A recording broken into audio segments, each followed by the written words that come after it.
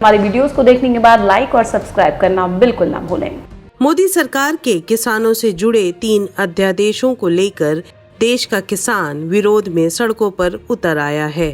वहीं प्याज पर केंद्र सरकार के एक फैसले से प्याज किसान भी अपने को ठगा महसूस कर रहे हैं।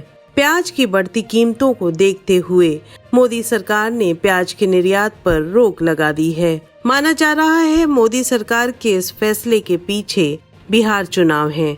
केंद्र सरकार के प्याज पर निर्यात यानी एक्सपोर्ट पर रोक लगाने से मुंबई पोर्ट पर 7,000 टन प्याज अटक गया है। इससे किसानों और व्यापारियों में गुस्सा है। वे इसे धोखा बता रहे हैं। लॉकडाउन के दौरान किसान प्याज 9 से 10 रुपए किलो बेचने पर मजबूर हो गए थे। उसके बाद बारिश में प्याज की फसल खराब हो गई। अब जब प्याज के रेट बढ़ने लगे तो सरकार ने अचानक निर्यात पर रोक लगा दी है। अच्छे दिन आने की बाट जो रहे किसानों को इससे बड़ा झटका लगा है। जहां मुंबई पोर्ट पर 30 करोड़ का प्याज फंस गया है, वहीं मंडियों में प्याज की कीमतें सीधे 1,000 रुपए क्विंटल तक गिर गई हैं। यानी पहले जो प्याज 3200 रुपए क्विंटल बिक रहा था, वो अब 2200 रुपए क्विंटल पर आ गया है। इससे भारतीय किसानों को जहां नुकसान होगा, वहीं पाकिस्तानी प्याज किसानों को इसका फायदा मिल सकता है। प्याज का निर्यात रोकने के फैसले के पीछे केंद्र सरकार को डर था कि कहीं प्याज की कीमत 100 रुपए प्रति किलो या 150 रुपए प्रति किलो के पार न पहुंच जाए, जैसा कि पिछले साल हुआ था, और इससे बिहार चुनाव में भाजपा को प्याज के आंसू न रोने पड़ जाएं। गौरतलब है कि देश की राजनीति पर प्याज का बहुत असर है।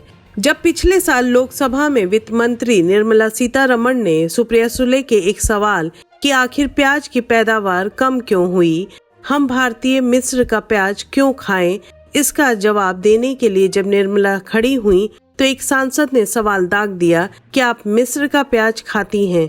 तब निर्मला ने जवाब दिया था कि मैं इतना लहसुन प्याज नहीं खाती हूँ। आप फिक्र मत कीजिए, मैं ऐसे परिवार से आती हूँ जहाँ ज्यादा प्याज लहसुन का मतलब नहीं है। इसके बाद निर्मला सोशल मीडिया पर ट्रोल हो गयी। डॉक्टर कुमार विश्वास ने तब ट्वीट किया था कि मैं ऐसे परिवार से हूँ जहाँ पेट्रोल नहीं पिया जाता, इसीलिए पेट्रोल के दाम बढ़ने से मुझको कोई परेशानी नहीं है।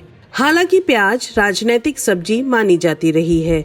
1980 में जनता दल गठबंधन सरकार गिराने और भूतपूर्व प्रधानमंत्री इंदिरा गांधी को दोबारा सत्ता दिलाने में बढ़ी हुई प्याज की कीमतों ने महत्वपूर्ण भूमिका निभाई थी। 1998 में दिल्ली में भाजपा की सरकार थी और यहाँ की मुख्यमंत्री सुषमा स्वराज थीं। बीजेपी को चुनाव में प्याज की बढ़ी हुई कीमतों का खामियाजा भुगतना पड़ा और कांग्रेस की शीला दीक्षित ने सुषमा स्वराज को मात दे दी। उसके बाद से ही लगातार आज तक भाजपा दिल्ली में सरकार बनाने के लिए एड़ी चोटी का जोर लगाती रही है। महाराष्ट्र के दिग्गज नेता शरद पवार जब 2006 में कृषि मंत्री थे तो किसानों ने अपना गुस्सा शरद पवार पर प्याज फेंककर उतारा था। उस वक्त पवार नासिक में भाषण दे रहे थे। गौरतलब है कि नॉर्थ इंडिया के लोगों में सरकार और सत्ता को प्रभावित करने की क्षमता है। जैसे ही उत्तर भारत में महंगाई मुद्दा बनने लगती है, सरकार दबाव में आ जाती है। वैसे भी उत्तर भारत में प्याज की डिमांड हमेशा बनी रहती है।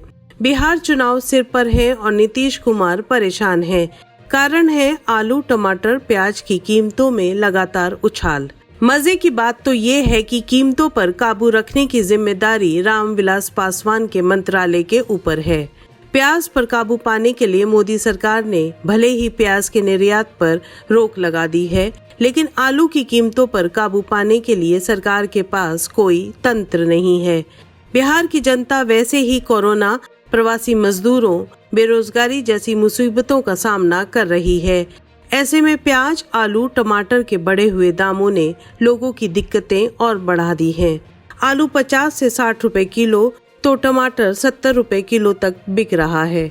वैसे आपको बता दें कि लॉकडाउन में प्याज की खपत कम हुई है। इसका कारण था रेस्टोरेंट और होटलों का बंद होना। वैसे भी ज्यादा बारिश के कारण आंध्र प्रदेश, राजस्थान, कर्नाटक राज्यों में प्याज की फसल करीब 42 से 45% तक खराब हो गई है। इसके अलावा महाराष्ट्र में 25% तक प्याज की कम बुआई हुई है। हमारी वीडियोस को देखने के बाद लाइक और सब्सक्राइब करना बिल्कुल ना भूलें।